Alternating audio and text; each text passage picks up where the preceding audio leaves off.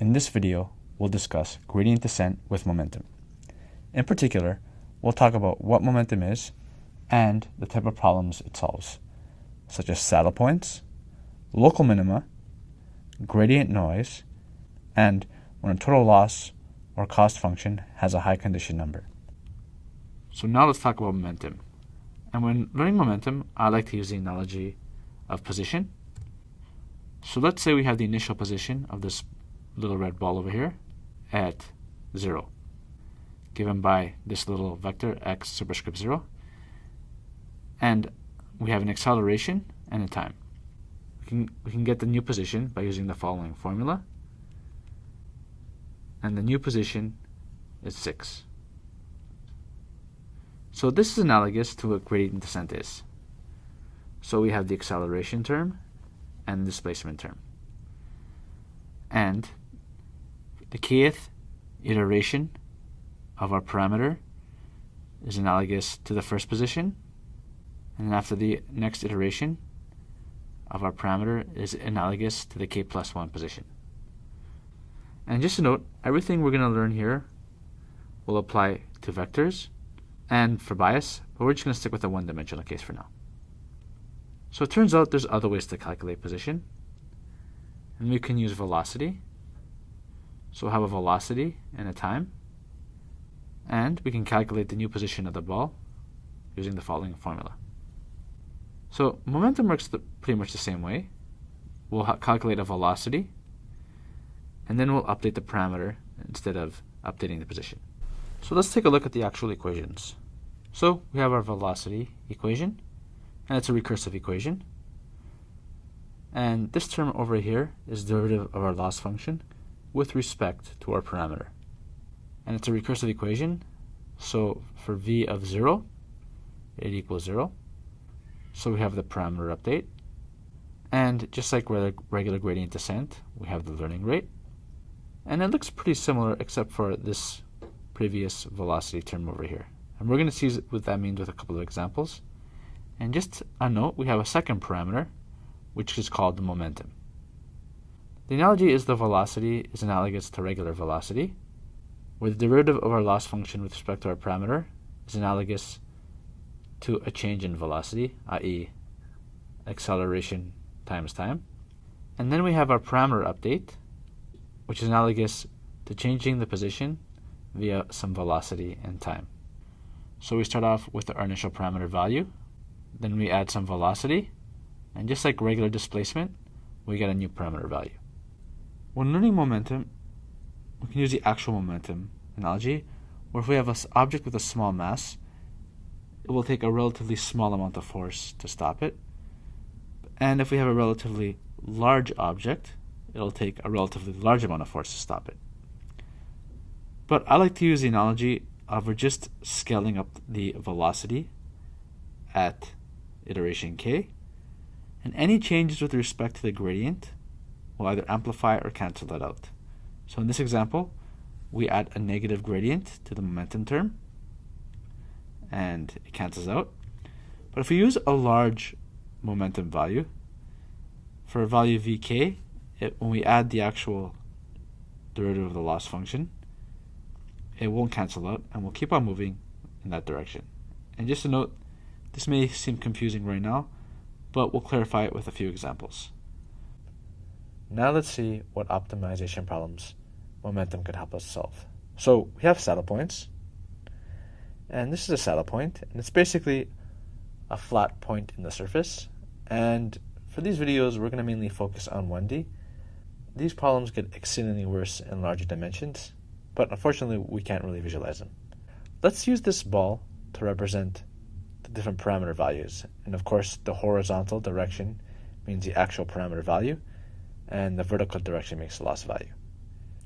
Just like gravity would affect the ball, so we'd like to determine a value for the parameter that minimizes the loss function, and this is analogous to the ball rolling to the bottom of the hill. So let's see what happens when we calculate gradient descent. So for this part of the loss surface, we can calculate the gradient, and we'll get a value. And using our ball analogy, the ball will roll down the hill.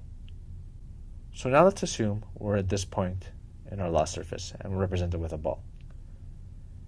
And just like using our ball analogy, because the surface is flat and our gradient is 0, we'll perform the update for a parameter and nothing will happen. And we'll kind of get stuck on the saddle point. So now, let's see how momentum overcomes this. We'll start off at this point, and we'll calculate our first iteration for the velocity, and then we'll perform our parameter update as follows, and the learning rate will scale the actual velocity. So let's continue for the next iteration. So we calculate our velocity, and we simply add the derivative of the loss function at the previous value with respect to the parameter. And then we have this term over here, which is our previous iteration of the velocity, but we multiply it by the momentum term. And analytically, it looks something like that. And here's our velocity term. And we perform the parameter update, we get the following results. And if we increase the learning rate, just like regular gradient descent, we'll get a bigger jump in the parameter values. And we have all the faults associated with that and positive values. So for the third iteration, we continue and we update the parameter, and we basically, by this point, have surpassed the saddle point problem. So now let's see how the momentum term affects the velocity. We'll only do up to the third iteration, and we have a second order polynomial. And for multiple iterations, the order of the polynomial will change accordingly. So let's say we choose a value for momentum that is very close to 1. And basically the value for v3 is the addition of the first velocity term plus the second. And we basically move the parameter value accordingly. What happens when our momentum term is about 0.5? And when we square a number less than 1, we get a smaller number. And just for demonstration purposes, this term will be cancelled out. And v3 will basically be a scaled version of v2. And we perform the update. And we get past the saddle point, but it may take a little longer. If we have a momentum term that's very small, again, a small number to the power of 2 will basically reach 0. And v3 will be basically a scaled version of v2. And we perform the updates. Basically, we get stuck in the saddle point. And I'll leave it up to you to figure out what happens for the higher iteration values. So in the lab, you can play with different values for momentum. So in this plot, we chose a learning rate of 0.1 and a momentum rate of 0. And for this plot, we chose a learning rate of 0.1 and a momentum term of 0.9. And as you can see, this plot reached the minimum, and this plot got stuck in the saddle point. So now let's talk about local minimums. So we have our loss function, and as you can see, we have 2 points where the derivative might be 0. We have the local minimum, which is the smallest point in a small neighborhood, which is about from here to here. And then we have the global minimum, and this is the smallest point for the whole function. So now let's use our ball analogy to represent the parameters. So we'd like our parameter to reach the minimum, but it might get stuck in a local minimum. That's somewhere over there. So let's see how momentum can help us. If we choose a momentum value that's too small, basically the derivative is going to overtake the actual velocity term, and we'll get stuck in a local minimum. A good momentum value will reach the global minimum, but we can also choose a momentum value too large and basically miss the global minimum and the local minimum. So in the lab we have the same thing, and we'll use the same learning rate, and you can see how different momentum rates will help us not get stuck in the global minimum. So now let's talk about gradient noise.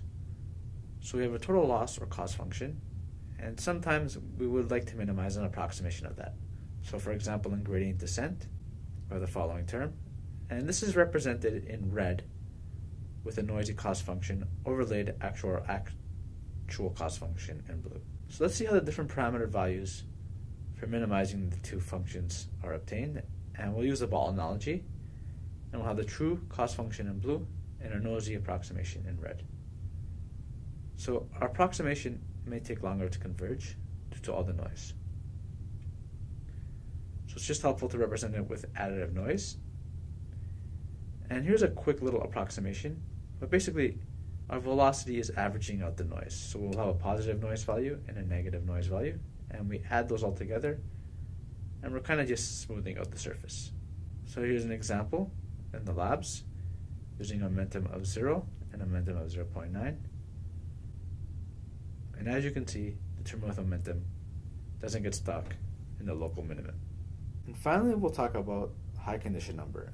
And this has to do with the eigenvalues of the Hessian matrix of our cost function. So basically, if the cost function has a condition number of 1, it's basically round, and the gradient will point directly to the minimum.